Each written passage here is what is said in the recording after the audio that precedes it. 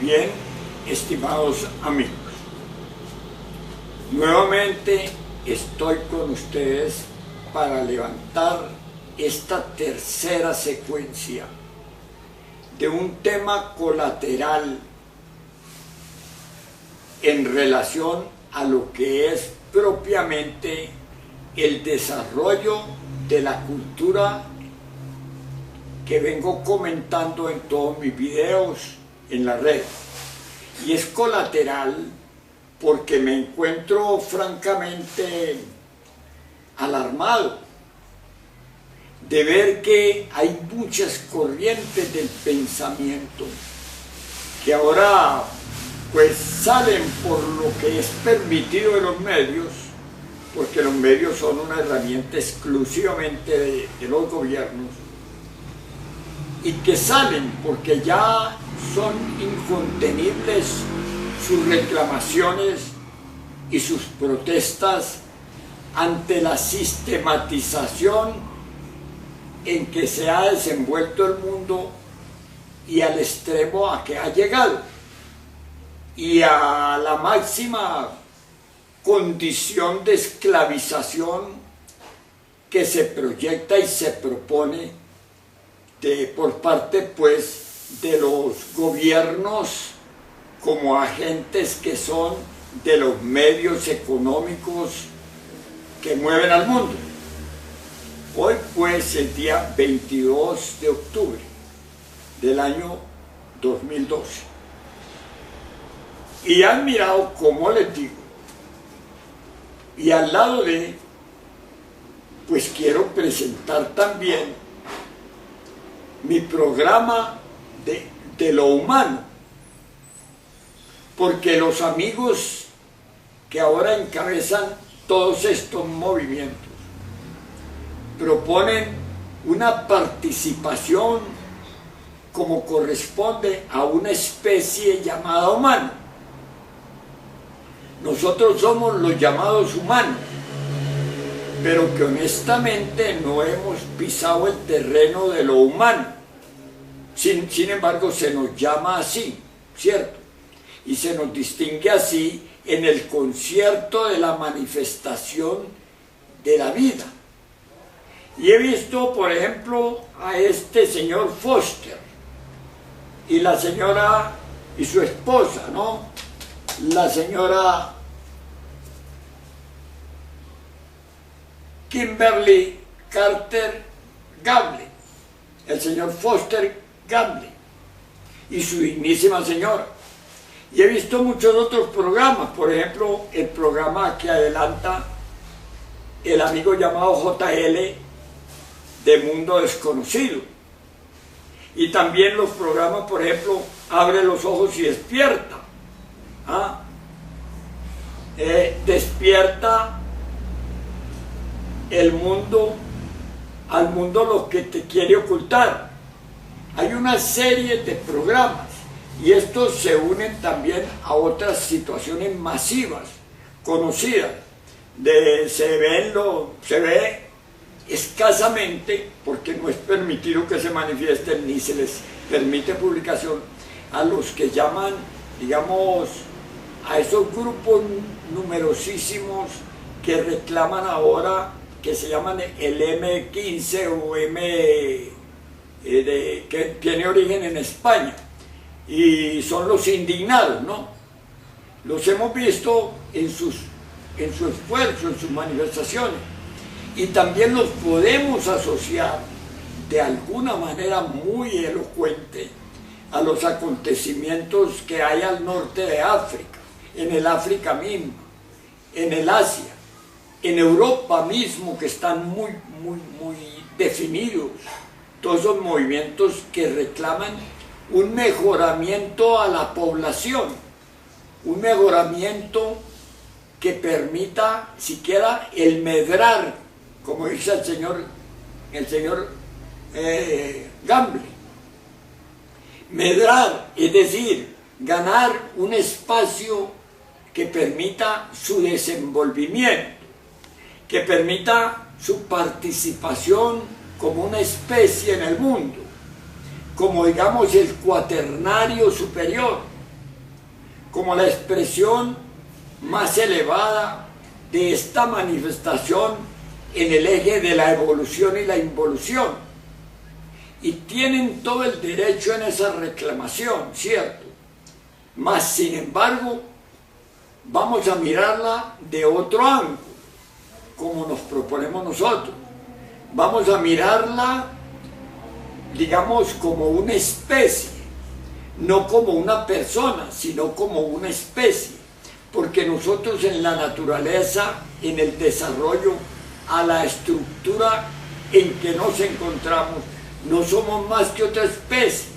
Se nos llama, incluso se nos denomina el animal racional, o digamos, el ente de la razón. Y la razón es el producto de las percepciones sensoriales externas. Y es aquí donde vamos a tener que volver sobre el terreno de distinguir correctamente la posibilidad del hombre y nuestra condición miserable actual.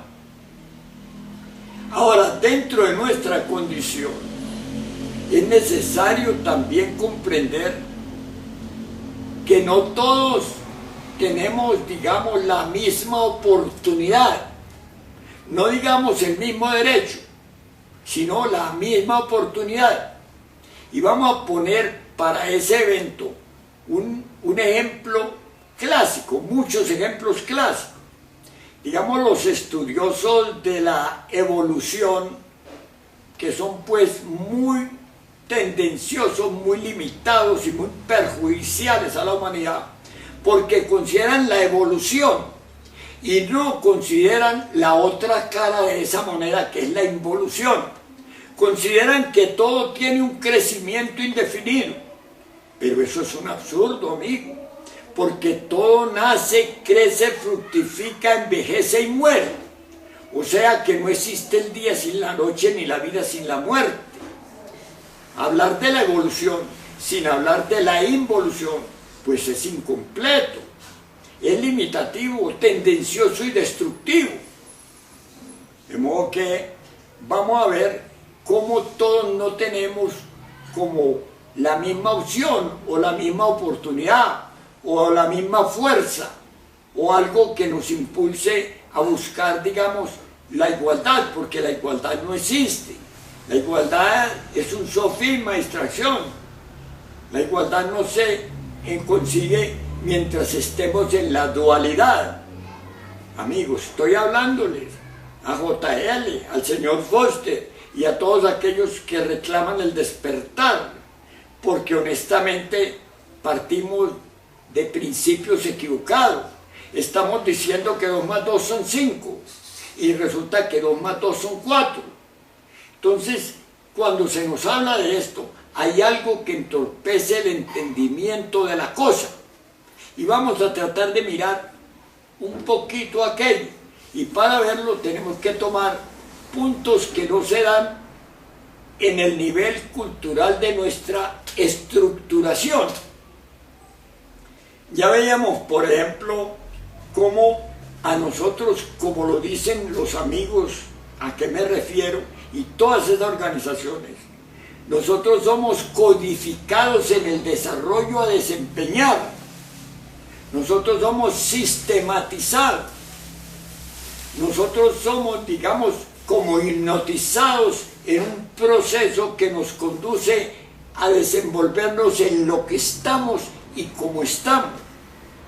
Un robot obedece a su programa. No puede hacer otra cosa, porque ese es el programa que se le da al robot. Nosotros también estamos robotizados. Y como estamos en finales de la humanidad, en finales de este ciclo mecánico de nacer, crecer, reproducirse y morir, tenemos también la opción, digamos, de conocer las cosas destapadas, descubiertas. Yo veo que el señor Foster dice con mucha propiedad y con mucha ánimo de mostrarnos que se quitó la venda de los ojos, o que el señor JL dice: yo he buscado por todos los medios de la cultura y no he podido encontrar digamos, la clave para salir de este estado? Pues si honestamente les toca buscar un poco más, porque todos estuvimos un día en esa misma posición y hemos encontrado que hay posibilidad natural, no solo posibilidad, sino posibilidad natural de pasar a otros estados de manifestación superior. Pero pasa algo, mis amigos. En la culturización, en la mecanización, en la robotización que se dio a nosotros, se desconsideraron, se desconocieron los valores naturales de la manifestación de la vida, la inteligencia suprema que da los desarrollos de la manifestación de la vida. Se desconocieron, se mecanizaron. ¿Cómo se mecanizaron? En la culturización que recibimos. Y esa culturización tiene costos. Y es lo que ahora están descubriendo estos amigos y otros investigadores de otras épocas y otros, digamos, apóstoles de la causa humana, que dieron hasta la vida por oponerse cerradamente a tal o cual desarrollo de un orden esclavizante. Y es que la violencia genera violencia.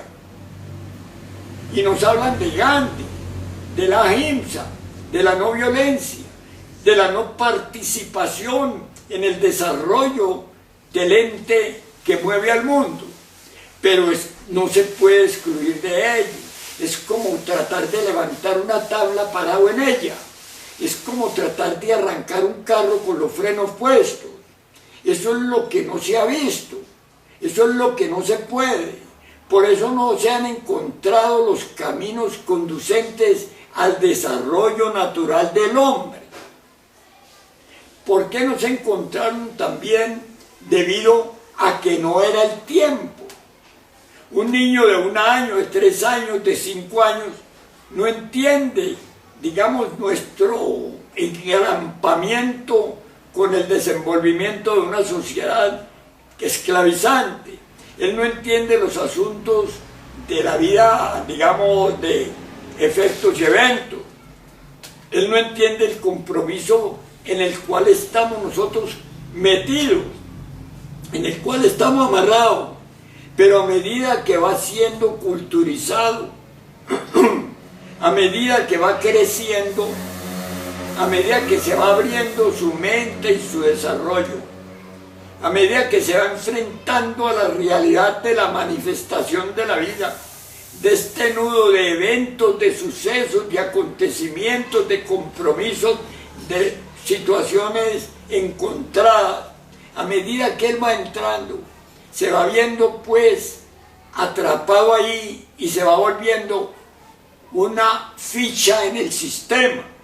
Y nosotros todos somos fichas de un sistema.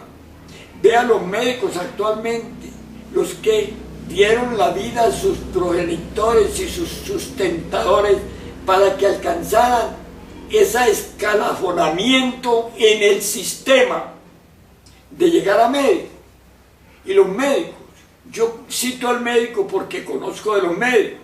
Mi familia tuvo muchos médicos, médicos que tuvieron que sufrir las inclemencias de un aparato económico privativo y esclavizante, pero que a la postre de tanto sufrimiento, de tanta lucha, de tanta determinación, de tanta fuerza en ese retorno de leyes, fueron médicos. Y algunos, muchos que siguen siendo médicos. ¿Y qué consideran estos médicos? Bueno, veamos los médicos de hace 100 años, de hace 80 años, de hace 90 años, los que yo conviví con ellos y me crié con ellos y me levanté con ellos. Esos médicos eran apóstoles de la causa, digamos en su gran mayoría, no faltaban los bribones, pero en su gran mayoría fueron elementos consagrados por una devoción a la medicina, a sanar, a curar, a darle la mano a un enfermo. Y entonces no existía aquello comercializado. Los estudios eran en principio y hasta muy avanzados, gratuitos. Le regalaban a uno hasta pizarras, libros y lápices. Todo esto me tocó a mí vivirlo, mis amigos.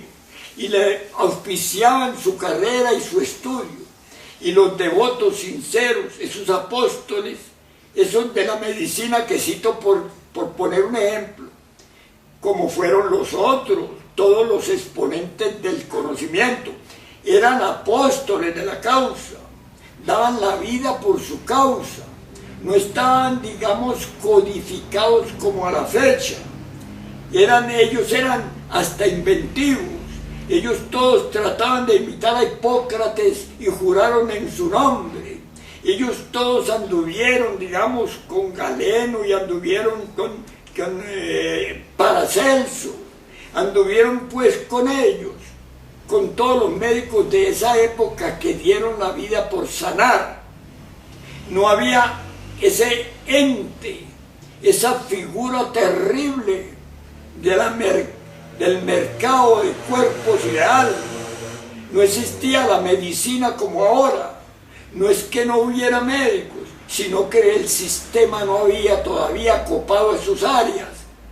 Pero cuando ya copó aquello, hablando a la fecha con muchos médicos, amigos, parientes, etc., me encuentro que ellos están de acuerdo conmigo en que son una ficha del sistema, en que ya no son los médicos, son unos numerarios, son unos dignatarios, son unos empleados de los sistemas, se volvieron unos publicistas de la farmacopea, se volvieron, digamos, unos actores de la cirugía, se volvieron, digamos, una ficha, perdónenme que así les diga, y ellos lo reconocen y lo aceptan, donde no pueden estudiar lo que necesitan estudiar dentro del campo de la investigación y la medicina, sino lo que les es codificadamente determinado.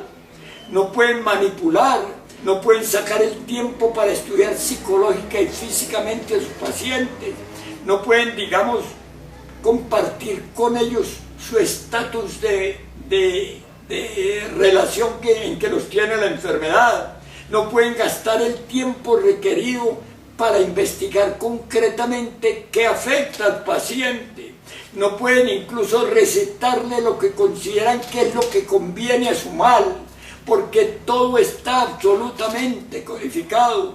El médico ahora tiene un tiempo limitado para atender a un paciente mecánicamente, y tiene un vademecum, y tiene una instrucción, y tiene un ordenamiento que le dice a este dele esto y a este dele esto. Entonces, mis amigos, ellos mismos a la fecha ven que están dentro de esta rueda macabra del desenvolvimiento del mundo actual. Pero ¿de dónde vino aquello? Vino de nuestra infraestructura cultural, de nuestra codificación académica, universitaria, del programa llamado Pensum, donde solamente puede la criatura educarse, desenvolverse y especializarse en algún factor que va a mover una rueda de la maquinaria. Y eso es lo que ahora ya que dicen despiértate, abre los ojos.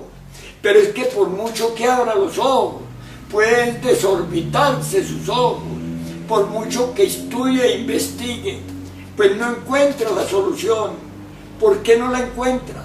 Porque tanto en el investigador como en el investigado están caminando sobre el mismo terreno, es la misma cultura, es esa cultura que se va hacia un área o hacia otra, pero con una misma estructuración, y esa estructuración es la que no permite que se salga de ahí, como dice JL, encontrar el camino, encontrar la nota, encontrar el enigma, encontrar la solución, encontrar un derrotero que me conduzca a eso.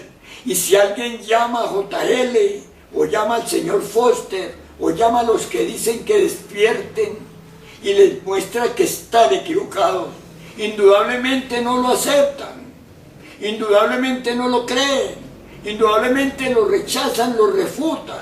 ¿Por qué? ¿Por qué lo refutan? Porque honestamente, como decíamos al encauzar este tema, todos no tenemos, digamos, la misma oportunidad. Y eso de la misma oportunidad no obedece a la evolución ni a la involución, ni tampoco obedece a la selección natural que han tratado de poner como una filosofía de la superación del ente humano. No, amigos, no parte de ahí, porque todos esos derroteros filosóficos, científicos, teológicos, artísticos que nos presentan son de la misma variantes de la misma estructuración en la que nos encontramos atrapados, son de la misma escuela, son del mismo estudio, son del mismo pensum, son pues situaciones que se desprenden de una misma forma de pensar, de una misma forma de sentir, de una misma forma de actuar. Son situaciones que van de lo conocido a lo conocido. Amigos, entiéndanme este lenguaje. Son situaciones que van de lo conocido a lo conocido, que no salen de ahí, que son de un círculo vicioso que lo expresan todos los sabios de las grandes culturas que nos precedieron en la historia. Son de esas culturas que trataron de plasmar aquí esos hombres solares, esas dinastías solares, esos extraterrestres y extragalácticos de que ustedes mismos están dando testimonio de su evidencia. ¿Y cómo hago yo, mis amigos, para revocar ese estado? Lo único que podemos nosotros hacer, lo único que podemos es presentar el otro esquema, presentar un punto de vista que nos lleva de lo conocido a lo desconocido. Y para incursionar en ese planteamiento tendremos que empezar por reestructurar nuestra forma de pensar, nuestra forma de sentir y nuestra forma de actuar. Y así como todos no son médicos, o no son economistas, o no son, digamos, dignatarios del derecho, de jueces, magistrados, así como todos no son gobierno, o todos no son, digamos, militar. Asimismo sucede en la multiplicidad que constituyen estos 7.000 millones de habitantes, de almas indefensas que se mueven en la redondez de la tierra. Y es a eso a lo que nos vamos a referir. Pero este es un tema muy largo. Ustedes me ponen a mí a estudiar unos temas de 3, 4, 5 horas y más, y yo pues las estudio gustoso para poder ver en la expresión de ustedes el sentir del gran número de la humanidad. Amigos, ahora veamos pues el objetivo del cual hablamos al principio. No todos tenemos la misma opción. No todos tenemos la misma oportunidad de alcanzar el nivel A o B. Y vamos a poner el ejemplo de que hablábamos. Miren ustedes que en la selección animal, en esa filosofía tan, digamos, tan deslizada hacia otro lado, de la selección animal, no es que no se dé la selección se da, es en los, no que el tigre va a dejar de ser tigre y se va a volver elefante, o se va a volver, digamos, tampoco un cordero, no, tigre siempre fue tigre, elefante siempre fue elefante, ballena siempre fue ballena, tiburón siempre fue tiburón. Digamos que nosotros siempre fuimos nosotros, y vamos a ver aquello. Pero vamos a verlo de otra manera. Hay ahí una ley de selección en que los actuales pueden transmitir a los siguientes, a sus herederos, a los que vienen, sus capacidades, sus mejores capacidades. ¿Para qué? Para subsistir. Sus mejores, digamos, destrezas, sus mejores comportamientos, sus mejores aptitudes ante la manifestación de la vida en sus distintas etapas de ella. Entonces van a llevar en su simiente ese avance, esa destreza, esa capacidad. Y esa es la ley de la evolución, la ley, digamos, de la selección animal. Esa es la ley de selección. Pero cuando llegamos al humano, suceden otras cosas muy distintas, mis amigos. Tenemos que partir de puntos fundamentales y de puntos básicos, de puntos que no cambian como cambiamos nosotros, de puntos sólidos, estables, firmes, verificados y verificables. Y para partir hacia allá, nosotros vemos que también se da, digamos, en las especies esa ley de la selección. Y vamos a traerla hacia nosotros, esa ley vista de otra manera. Vamos a ponerla en los eventos de la vida actual. Veamos cómo se da, digamos, una competición de alguna cosa, una competición, digamos, muy actual, de especializaciones en los deportes. Veamos, por ejemplo, los ciclistas.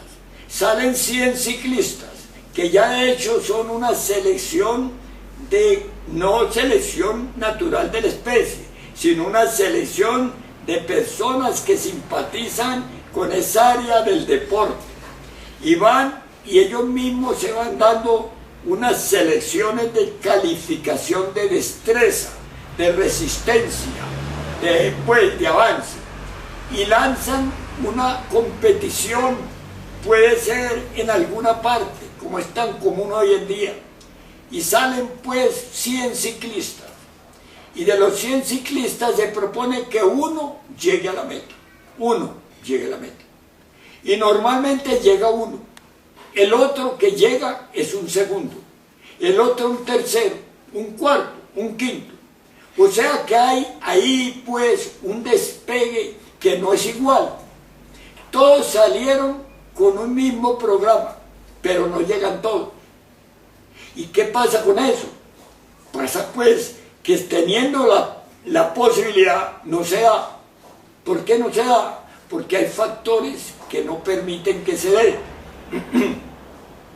Ahora veámoslo en una olimpiada. Acaban de pasar unas olimpiadas grandiosas, extraordinarias, que sirvieron para tapar el mojado de la situación económica, de la situación de guerra, de la situación de hambre, y para manejar a los pueblos y conducirlos también siempre hacia aquello de la violencia, hacia aquello del más, de la competición, hacia aquello de que dé la vida por un evento que no tiene la menor importancia en relación a lo humano.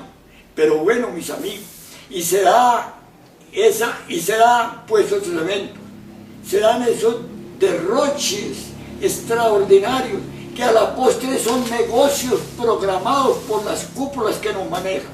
Y así son, no son pues para divertir al pueblo, son para entretener al pueblo, son para distraer al pueblo, son para codificar más la sistematización del pueblo, y el pueblo se va allá a ese evento, y allá triunfan, no triunfan todos, allá alguien es medalla de oro, alguien es medalla de plata, de bronce, bueno, medalla de, digamos, de valores.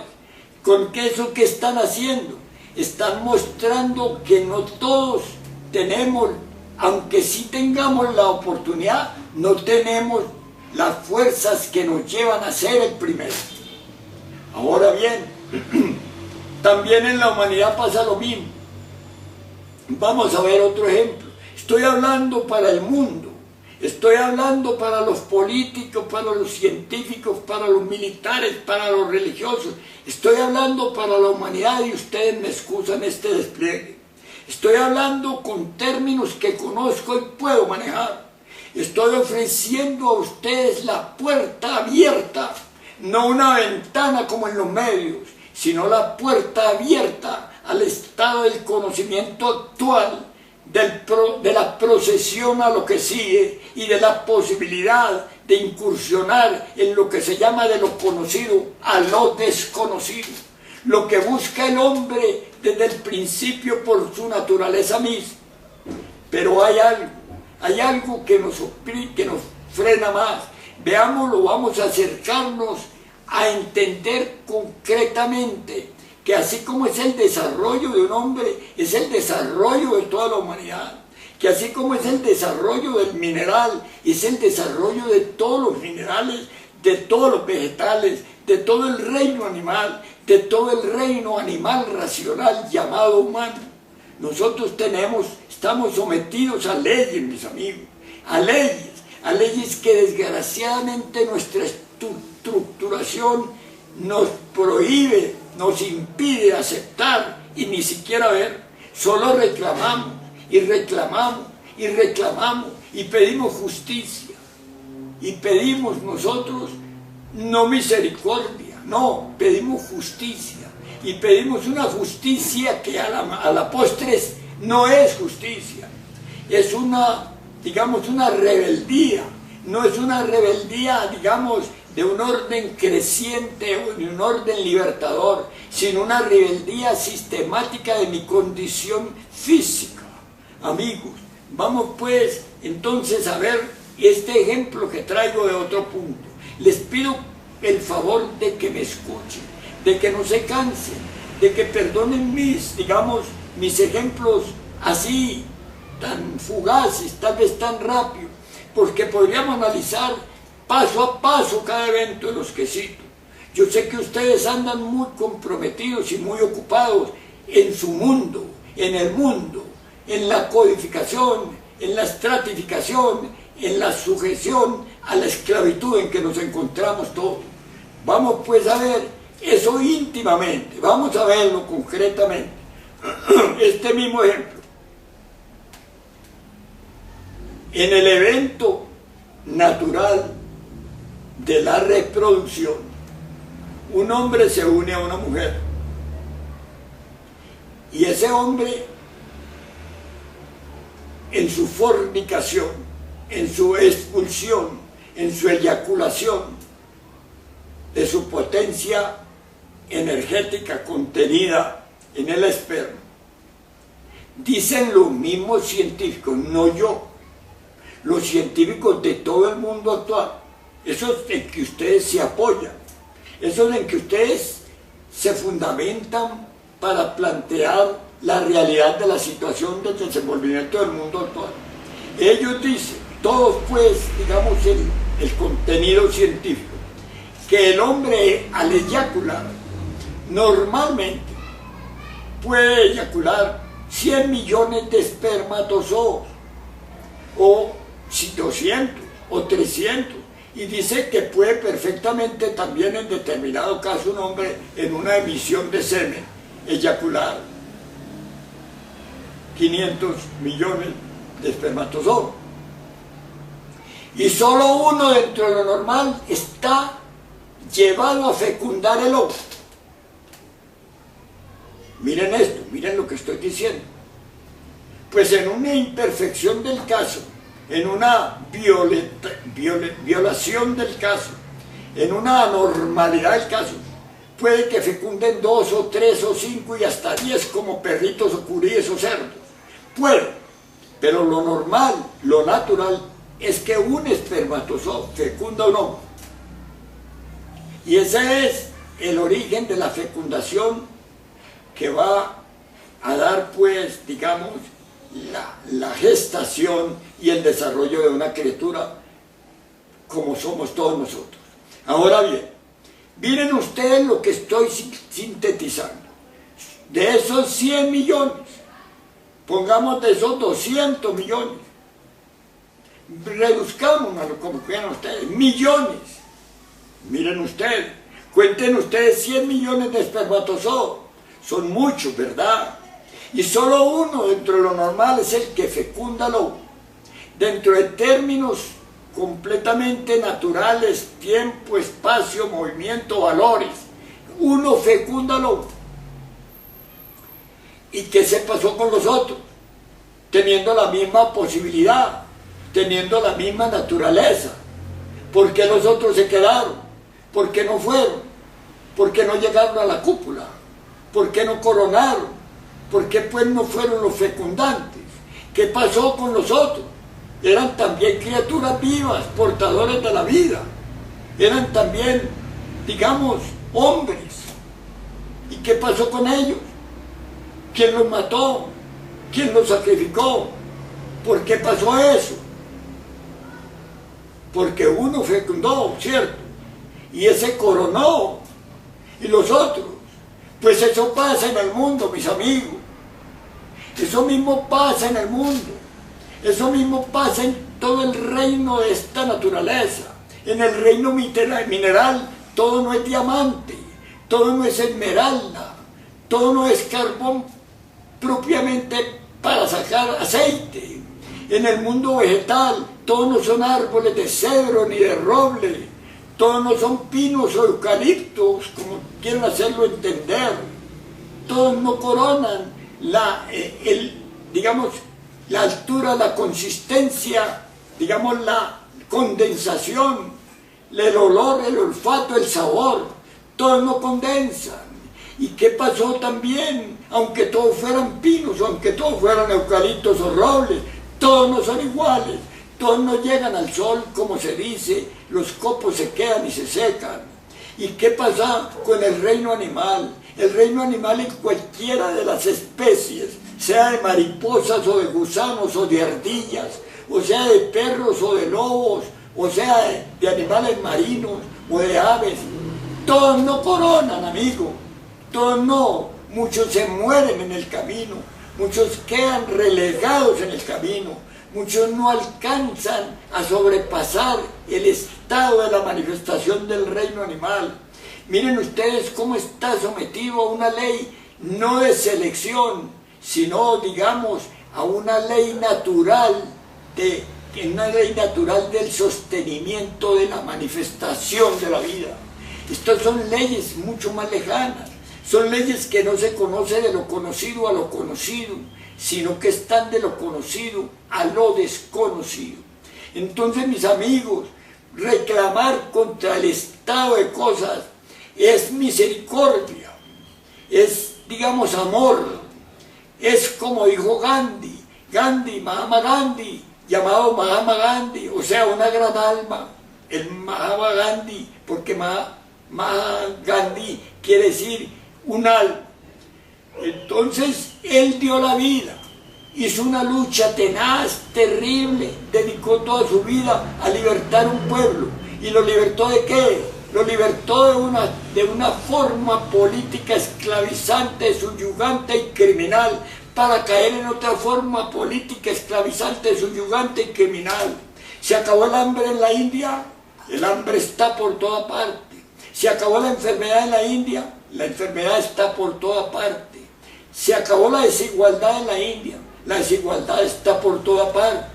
Amigos, alguien da la vida, alguien es un apóstol, es un mártir de la causa, pero las cosas siguen su rumbo natural, su rumbo de que solo un espermatozoide logró coronar y los demás ¿qué? Pues lo mismo es la humanidad, lo mismo es el mundo. Lo que pasa es que se ve desde un ángulo nada más. Lo que pasa es que se mira desde un punto de vista muy limitado y muy pobre, porque todo va aquí en nuestro terreno de lo conocido a lo conocido. Pero hay otras formas, porque vamos a ver, vivimos en el mundo de la dualidad. Esto es irrebatible, esto es inconfundible, esto necesitamos saberlo concretamente.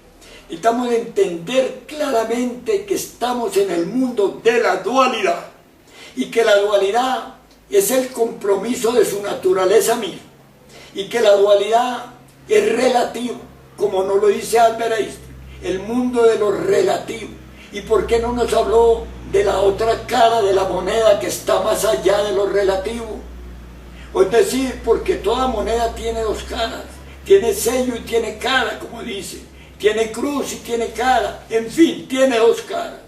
Ahora se nos habla de una cara, se nos presenta un panorama de una sola cara. Entiéndanme que yo no estoy atacando ese esfuerzo, que yo no estoy de ninguna manera desdiciendo de ese esfuerzo desde su punto de vista. Estoy tratando de clarificar a los exponentes del orden científico, del orden filosófico, del orden religioso o místico o misticoide, desde el orden artístico.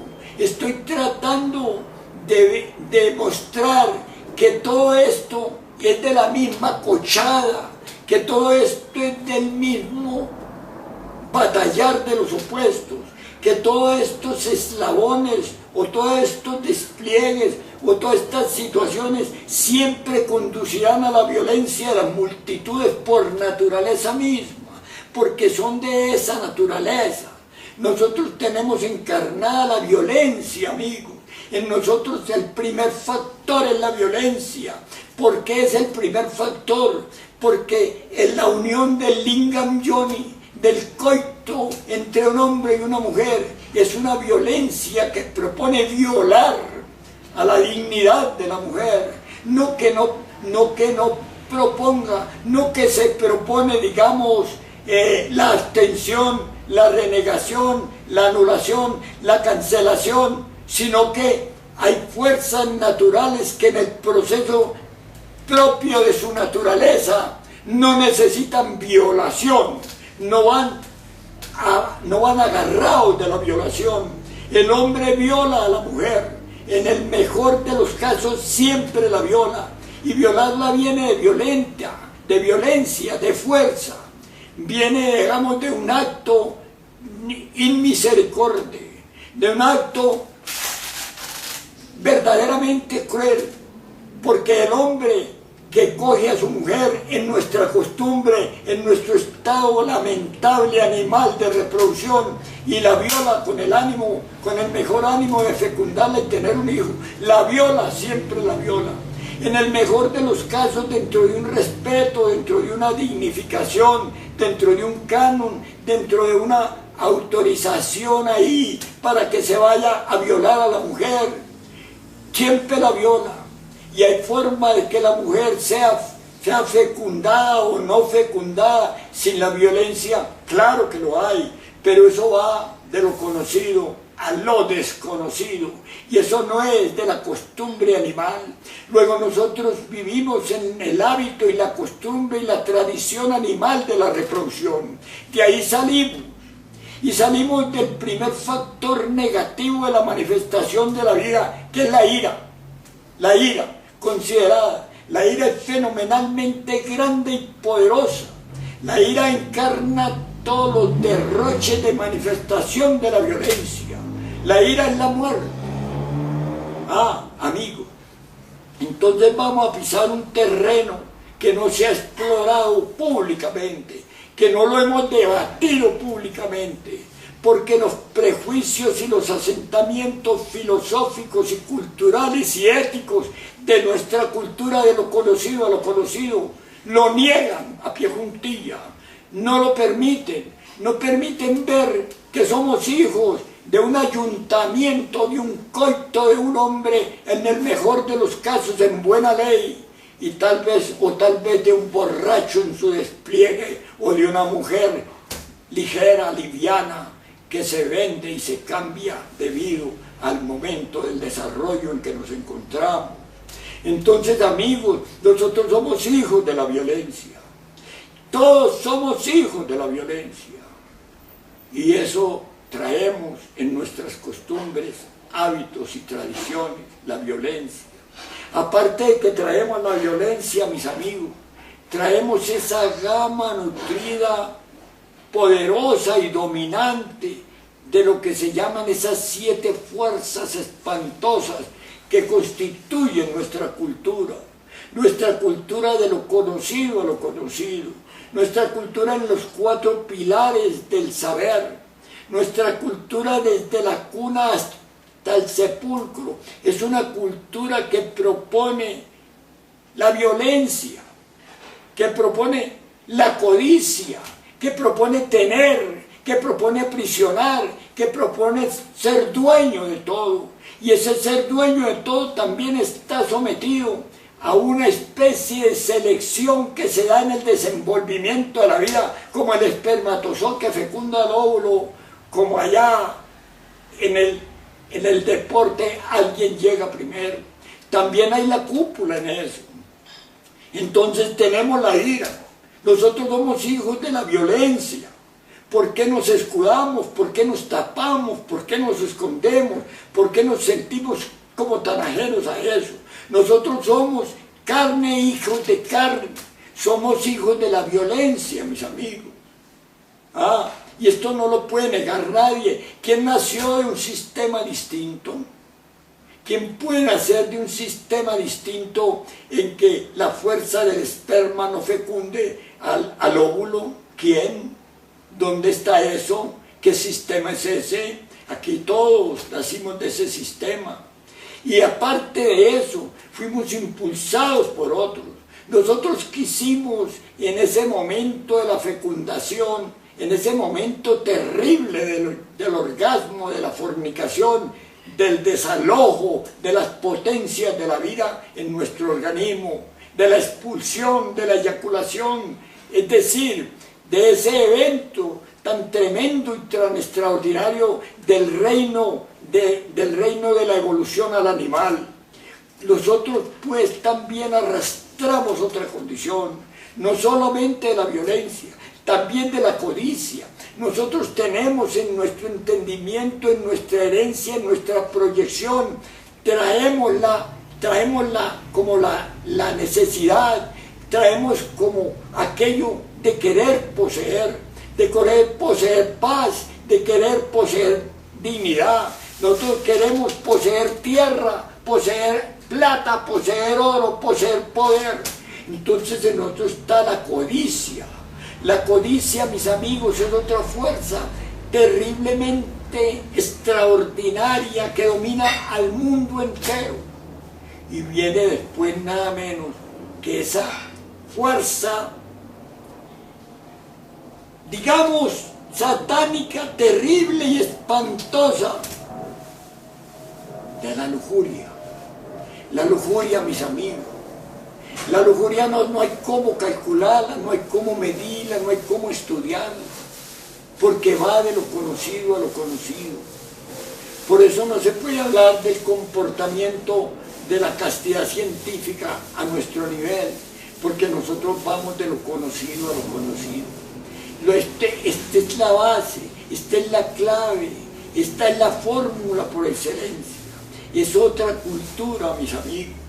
A esa cultura es a la que nosotros queremos aportar y participar en el esfuerzo loable y extraordinario que ustedes hacen en su reclamación de igualdad, de indignidad, también de medrar, como dice el amigo Foster. Nosotros estamos con ustedes, porque ustedes son, digamos, apóstoles, son los que llevan ese mensaje. Pero llevan un mensaje que no resuelve la situación, no la resuelve por su naturaleza misma, mis amigos. Y después de este estado de la ira, de la violencia, de la codicia, viene ese aterrador despliegue portentoso y abrumador y criminal de la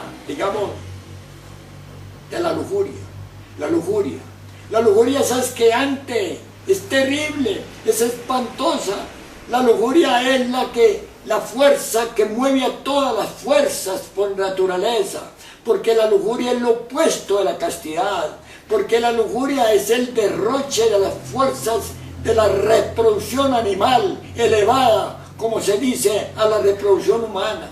Y claro está que eso no es correcto, y la lujuria se mantiene y se sostiene y produce la manifestación de la reproducción y produce todo el derroche y todo el despliegue, y está sustentada y apoyada en los otros factores que determinan las causas de la vida y las causas de la muerte. Amigos, y más allá de la lujuria está, digamos, la ira, la codicia, la lujuria, está, digamos, la envidia de que este tiene un carro y yo no lo tengo, de que este tiene una mujer bonita y yo no la tengo, de que este tiene un edificio y yo no lo tengo, de que no hay razón que mi patrón sea mi patrón y yo sea su obrero, de que no hay razón de que este me esclavice a mí. ¿Por qué? Porque honestamente en mí hay una fuerza que se revela, que se resiste y que reclama. Y esa fuerza también es la envidia, mis amigos, porque cada cosa está en su lugar y es correcto lo que está en su lugar e incorrecto lo que está fuera de su lugar. Y mis amigos, en aquella selección de los 100 millones de espermatozoides en ese universo, en esa carrera universal por la vida, solo uno fecundó. También en esto es lo mismo, mis amigos. La envidia es un factor que no tiene asidero real en el conocimiento objetivo. La envidia es un estado delirante de una pasión desbordada de buscar una igualdad que no existe. No existen dos átomos iguales. Cada cosa está en su lugar exacto de acuerdo a la ley, mis amigos. Y eso tenemos que debatirlo y aclararlo y mostrarlo de todos los ángulos para poder que nos demos cuenta que en la manifestación de vida existe el equilibrio perfecto que produce la manifestación y no el caos, la anarquía, el desorden, que eso corresponde a otros factores. Y después de la envidia terrible y espantosa que rige todos los destinos del comercio de la manifestación hasta atrapar a la entidad grandiosa humana convertida simplemente en un objeto de producción y consumo, también está la ira, codicia, envidia, lujuria. Ira, codicia, lujuria, envidia. El orgullo, mis amigos, orgullo. El orgullo es algo terrible, asombrosamente espantoso, que está ligado a toda nuestra naturaleza psicofísica. El orgullo es aterradormente dañino, destructivo. El orgullo no tiene cómo uno describirlo, mis amigos. Y después de esto viene nada menos que la pereza. La pereza, esa negligencia, esa apatía, esa de que yo no hago, que haga otro. La apatía, la pereza. Esa que no nos permite sino comer, digerir, despertar, trabajar y dormir. Esa pereza mental. Ahora hablan de la mente. ¿De cuál mente hablan ustedes? Podemos desmenuzar eso de la mente. Podemos verlo ahí en la mesa del laboratorio. Podemos entender qué es la mente. ¿Alguno de ustedes me sabe decir qué es la mente? Amigos, estamos hablando de una invitación a un desarrollo superior que permita a este estado humano, a este estado de animal racional, llegar a hombre, llegar al hombre real y verdadero. Y estamos hablando de eso. Estamos hablando de la posibilidad de la liberación de la esclavitud en que existimos. Estamos hablando de eso. Pero vamos a sembrar, vamos a hacer los cimientos, vamos a hacer las bases de esta otra pirámide extraordinaria de manifestación, de la cual nos dejaron los antepasados señales evidentes y lecciones y principios y códigos que nos llevan a eso, pero que nosotros negamos y estamos viendo por qué lo negamos. Ahora veamos, mis amigos, veamos pues cómo nosotros vamos en la carrera del desenvolvimiento de fuerzas antitéticas de la manifestación de la vida. Porque si existe la vida, existe la muerte. Porque si existe el crecimiento, existe el decrecimiento. Porque si existe el triunfo, existe el fracaso. Miren ustedes cómo la ley del péndulo se movió en la historia de todos los conglomerados humanos y cómo de un evento pasó a otro evento completamente opuesto. Como la vida va del pujante desenvolvimiento y la creciente y el desarrollo a la decadencia, al envejecimiento y a la muerte. Son leyes, mis amigos. No es que yo crea o no crea, es cuestión de información, es cuestión de desarrollo. Entonces, amigos, tenemos la pereza. La pereza es fatal, es una fuerza terrible, es una especie, digamos, de negación de todo, es un adormecimiento como en la muerte, es como querer estar echado todo el tiempo, es como querer que otros trabajen y yo no trabaje, es como querer que otros, como ver que otros se liberan y yo me quedo aquí sentado esperando que me venga un angelito del cielo con su varita mágica a levantarme. Amigos, la pereza es fatal y terrible. Y después viene nada menos que la gula. Y ahí pues con la gula que quiero no comerme el plato del vecino, sino que quiero tragármelo a él, como ustedes ahora lo están viendo, que esa cúpula nos quiere tragar, y obviamente nos traga. Y nos traga porque sí o nos traga porque no, porque el hombre es artífice de su propio destino, de su propia desgracia, de su propia muerte.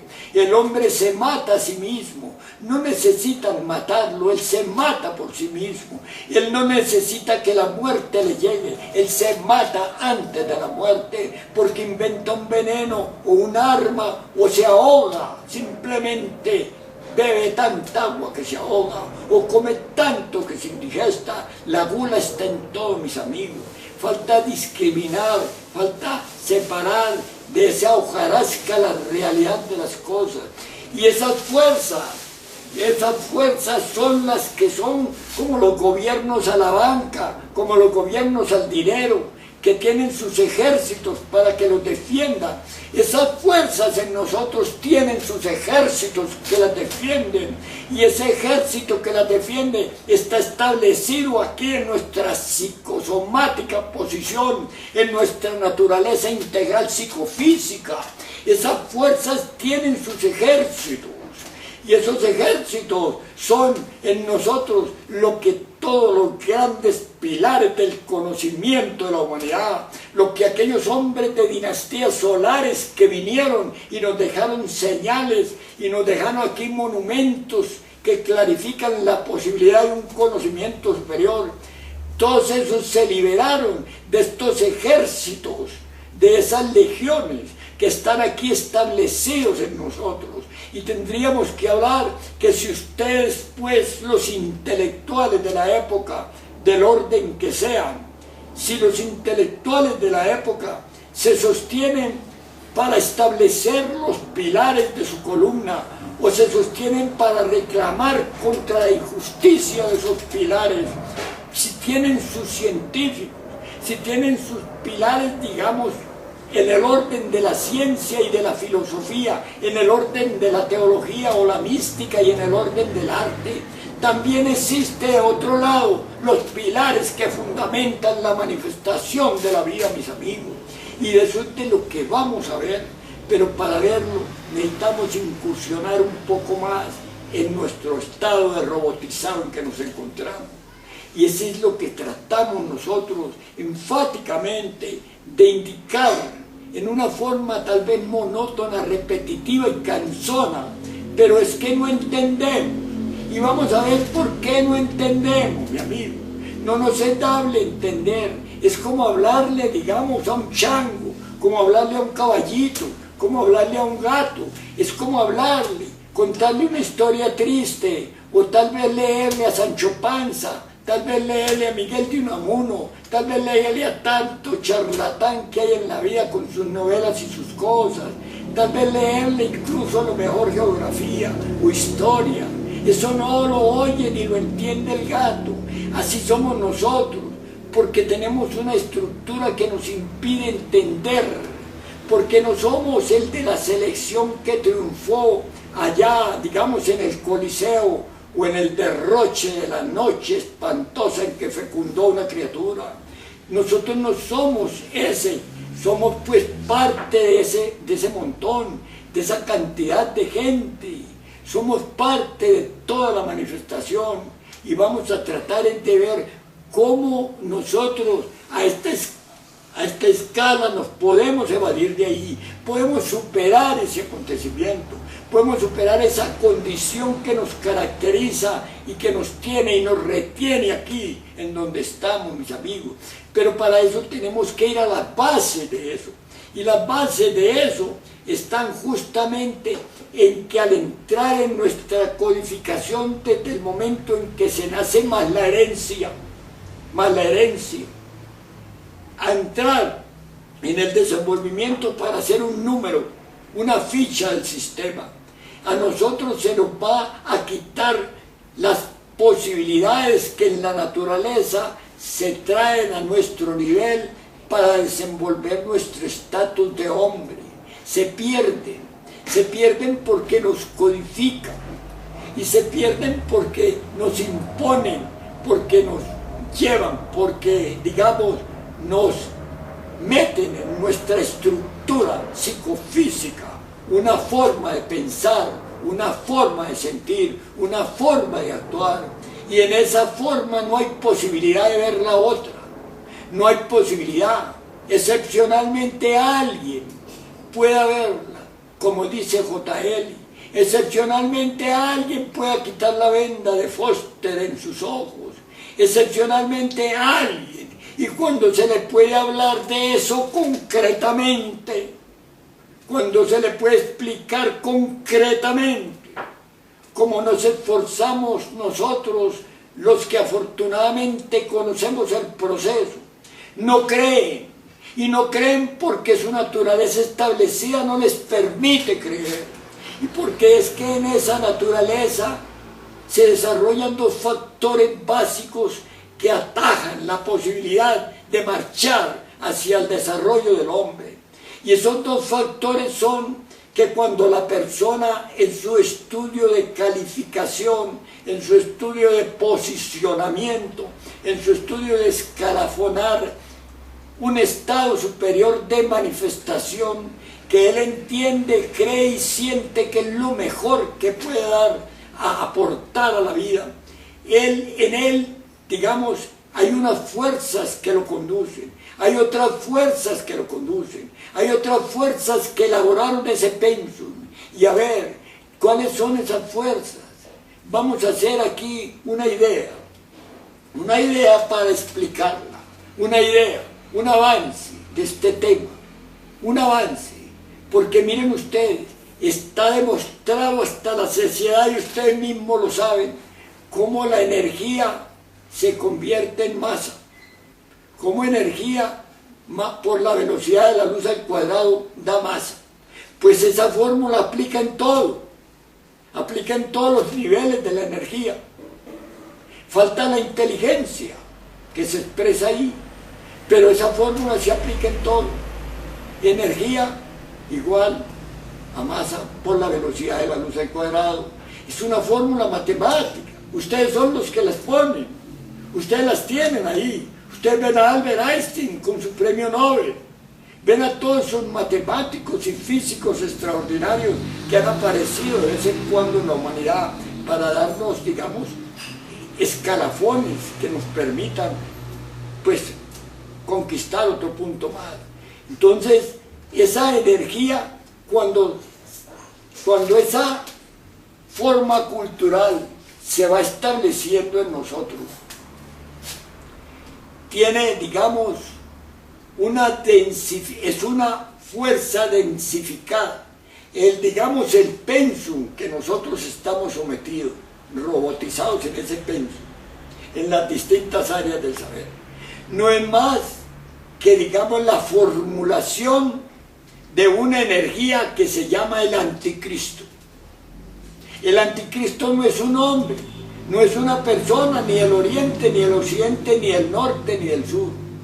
Pero en nuestra cultura, el anticristo decimos que es un hombre. Y no es un hombre, somos todos los hombres.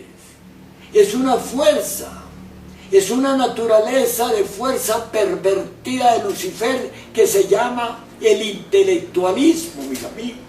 El intelectualismo es a lo que nos conduce el adoctrinamiento que se nos da desde el pecho hasta la sepultura y después.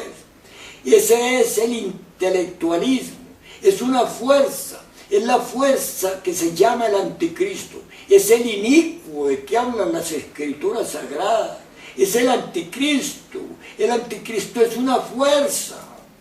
Un hombre intelectual no es que sea un titulado en tal o cual cosa, sino un hombre que fue intelectualizado, fue una persona en la que metieron un comportamiento academizado, universitarizado, es decir, algo universal. Le metieron una fuerza que en él se mueve, le metieron una forma de pensar, sentir y actuar. Eso que le metieron, ese pensum, parte de una fuerza llamada el intelectualismo. Por oposición a esa fuerza, por antítesis de esa fuerza, como de la vida a la muerte. Exactamente la antítesis de esa fuerza. Exactamente. Es en el proceso del desarrollo de la entidad actual de nosotros al status Cristo. Cristo no es un hombre, ni humano ni divino. Cristo es todo el que encarna en él la sustancia Cristo. Cristo es todo en el que en él establece la luz de la vida, la luz Cristo. Cristo es un estado alcanzable, es el estado que libera a este mundo cuando en él se establece y que libera al mundo de todo el que lo alcanza en él a establecer. Cristo no vino a salvar el mundo de vagabundos y asesinos, sino a salvar a cada mundo de cada uno. Nosotros somos un microcosmos sin desarrollo, y cuando se da el desarrollo que conduce hasta el estado Cristo, llamado el Hijo del Hombre, se alcanza la liberación y se encarna aquella sustancia Cristo que es la antitética del intelectualismo. Amigos, entonces este es un punto de referencia anticipado al tema, porque sabemos y podemos orientar hacia el estado de la realización aquí del estado actual lamentable, animal racional o tricebrado, al estado de hombre y al estado de hijo del hombre. Y esa es la propuesta, pero en esa propuesta está incluida la idea clara y enfática de que en el área del anticristo, que es la culturización, en ese lado de la culturización hay, digamos, facetas psicofísicas que van a establecerse ferozmente en nuestra naturaleza. Una de esas facetas podemos denominarla, digamos, el desarrollo intelectualizado al estado de bribón intelectual. Y ese estado de bribón intelectual tiene una psicología, y una psicología característica, una forma característica. Y esa forma característica es el escepticismo. El escepticismo es el clásico rasgo característico psicológico del intelectualismo especializado. Esa es la base, esa es la fuerza del escepticismo que no permite de ninguna manera, ni por ninguna causa, que ahí penetre el conocimiento objetivo, porque él es como la suma, como el máximo, como lo plus ultra, digamos, del intelectualismo. Es la característica psicológica del escepticismo. El escepticismo es necesario estudiarlo, es verlo desde todos los ángulos, porque digamos la fortaleza del intelectualismo, la intelectualización, la caracterización, el rasgo característico psicológico es el escepticismo.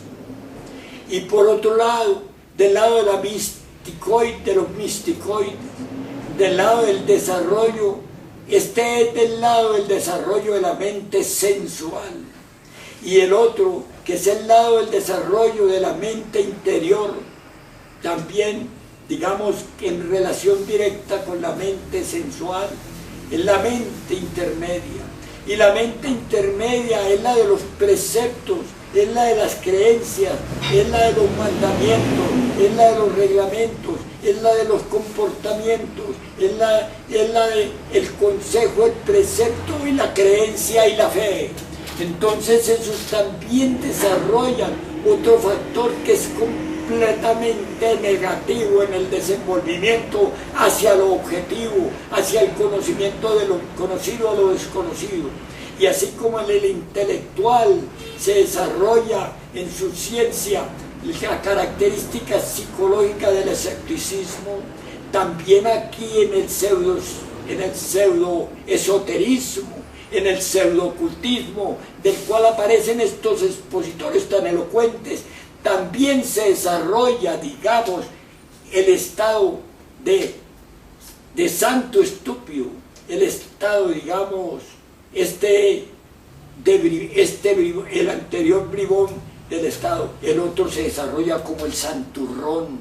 La característica psicológica de ese estudio que especializa la mente intermedia, produce una característica psicológica llamada el santurrón, amigos, y estamos pues pisando un terreno, como he dicho, minado, y quiero sentar estos dos rasgos característicos como punto de partida para que se cierre como una muralla china aquí el entendimiento, la posibilidad, la apertura, para que se vea y se pueda comprender y aceptar dentro de una lógica creciente, como que todos los ríos van al mar y el mar no se llena, como lo dicen los sabios de la antigüedad, que todo el viento mismo sopla del norte y le da la vuelta al sur, y cosas que tenemos que ver con autoridades competentes. Es así, con esos mismos términos y con esas mismas cartas sobre la mesa, como yo estoy invitándoles a ustedes a que a lo menos hagan un alto en su desarrollo del pensar y del sentir y del actuar, para que estudiemos sobre las cartas mismas el hecho concreto de a cuál de esas dos corrientes, en cuál de esas dos corrientes estoy yo. Es decir, ¿en cuál de esas dos corrientes está, amigo Foster? ¿En cuál de esas dos corrientes está JL? ¿En cuál de esas dos corrientes están lo que llaman las religiones? ¿En cuál de esas dos corrientes están pues ahí embargados, comprometidos y estructurados como la línea aquella de la muralla china, que no les permite ver al otro lado del conocimiento? ¿En cuál están? ¿En qué época vivimos? ¿En qué momento existimos, mis amigos? ¿Cómo es esto? ¿Cómo es que hemos llegado a la cúpula, a la cumbre de la manifestación de nuestra quinta gran raza raizaria? ¿Y cómo llegamos al final? Y no, como dicen ustedes, abrir los ojos, mirar, quitar la venda. Eso no es tan fácil. ¿Por qué? Porque toda la humanidad, digamos en términos genéricos, está tapada y sellada y no puede ver más allá de la muralla. Amigos, les invito a que continuemos en el próximo capítulo sobre estos temas de quitar tanta hojarasca, de ver qué es lo que pasa en nosotros, de ver cómo podríamos superar el estado crítico en que nos encontramos, cómo podríamos darle la mano al otro, cómo podríamos pues entregar nuestra propia vida en favor del prójimo, cómo podríamos abordar el estado humano, porque nosotros somos leños secos en un mar enfurecido. Mis amigos, hasta el próximo capítulo o la próxima secuencia que propongo dar de estos temas, para que compartamos, no para ponerlos como un eslabón filosófico más, científico, artístico, religioso, no, para mostrar que hay posibilidad de derribar esa muralla china que separa al estado animal racional del estado humano, del estado hombre. Amigos, hasta pronto. Muchas gracias.